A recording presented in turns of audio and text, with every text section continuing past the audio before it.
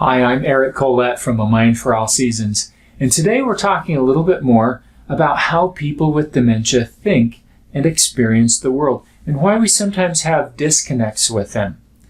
To help you understand the point I'd like to make a little bit better, I want to give you a scenario. I want you to imagine that you're in a restaurant with some friends, and you've been there for a few hours, kind of catching up on old times, having a few drinks of your favorite beverage, and all of a sudden you get the urge to use the bathroom.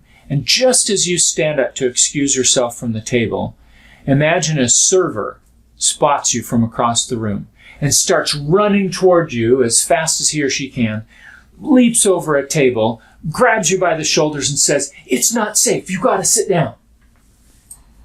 Wouldn't that really throw your world for a loop? You would think that person was crazy. I can't imagine that happening. And yet, let's turn the tables. What if you were 95 years old with advanced Alzheimer's disease and you'd had 20 falls in the last month and you were living in a memory care community or even at home with family caregivers looking after you?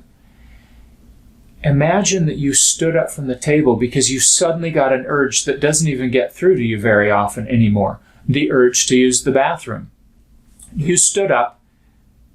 Professional and family caregivers alike often would look at you as a 95-year-old with advanced Alzheimer's disease and think, "Oh my gosh, she's going to fall."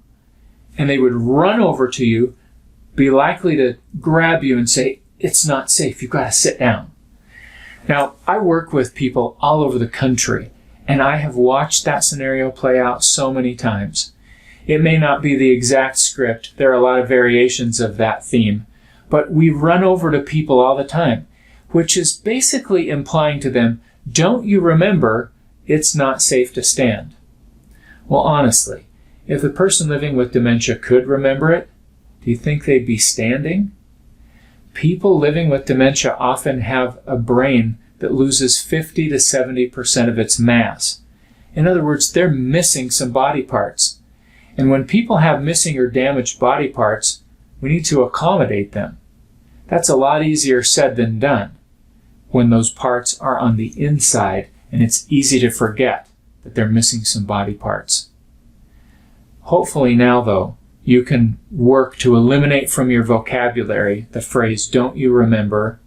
And even more importantly, you'll try to avoid implying, "Don't you remember?"